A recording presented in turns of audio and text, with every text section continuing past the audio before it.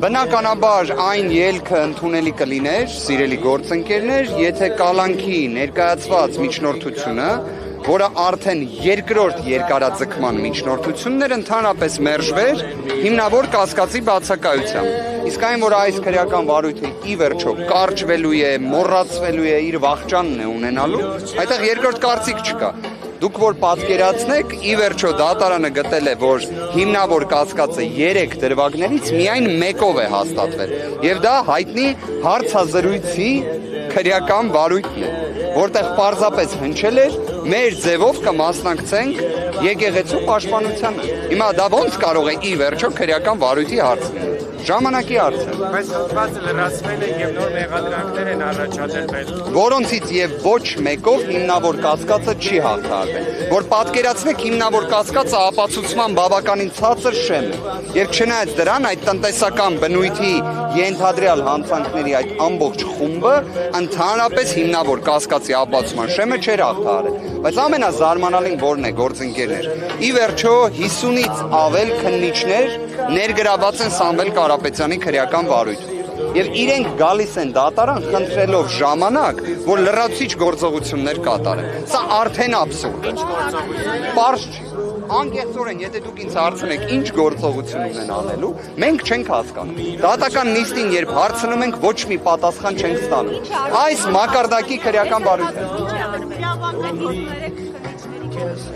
Սամվել Կարապետյանին վերաբերող որևէ գործողություն չի կատարվել։ Ասեմ ավելին, դատարանը նաև դիտարկեց այն տվյալը, որ մենք այս ժամանակահատվածում 3-4 անգամ դիմել էին քննիչներին, 3-4 անգամ, որ գործողություն անեն Սամվել Կարապետյանին վերաբերող, չեն կատարել։ Եվ դա դատարանում եւս գնահատվեց։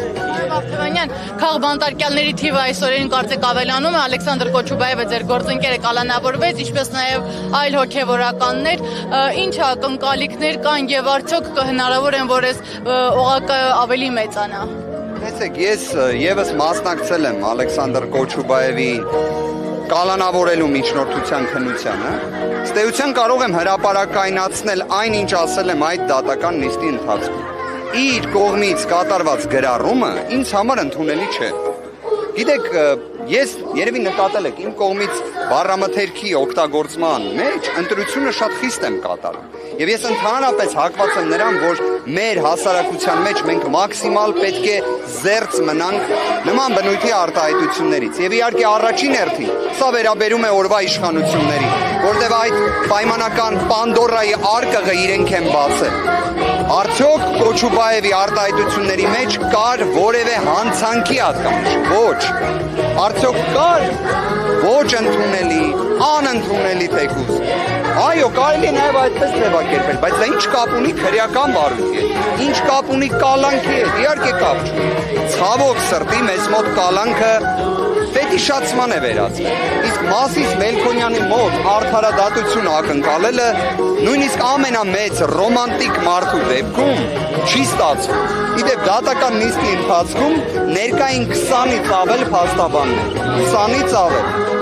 Ես իմ խոսքում դիմելով Մասիս Մելքոնյանին ասացի, ես համոզված եմ դուք կայացնելու եք կալանքի որոշում։ Բայց եկեք զարմացրեք բոլորը։ Զարմացրեք 20-ից ավել փաստաբանների եւ ցույց տվեք, որ դուք կարող եք իրականացնել արդարադատություն։ Շատ հետաքրքիր էր, որ արդեն միջազգային կառույցներից, նաեւ մարդու իրավունքների պաշտպանի գրասենյակից հստակ գնահատականներ են հնչել ապօրինության վերաբերյալ։ Կրկին եմ ասում, ցավով մեզ մոտ քաղաքական հետապնդումները, կալանք բառը վերածվել է մի սովորական երևույթի։ Պարոն Վարդանյան, այս ամենի համատեքստում իրավական առումով ասում ենք, որ պետությունը գնում է դեպի անկում, հա, այսինքն որևէ իրավական գործընթաց չկա։ Ինչ պետք է անել, եթե փաստաբանները բերելով այսքան փաստարկներ, որևէ բանի չեն կարողանում հասնել։ Ի վերջո, ինչպես պետք է այս ամենի դեմն առնել, որովհետև յուրաքանչյուր օր մի հոգի կարող է դառնալ ձեր, հա, բնորոշմամբ քաղբանտարկյալ, իրավական տերմինով քաղբանտարկյալ։ Առաջինը պետք է որևէ մի պա չընկճվել, հավատը չկորցնել, վճռականությունը թույլ չտալ, որ նահանջի եւ իրականում իրավունքը գերակայելու է։ Ավելի ծանր վիճակներ միջազգային փորձը ցույց է տվել։ Բռնապետական որևէ մի վարքագիծ հավերժ չէ։ արդյունավետ էլ չէ։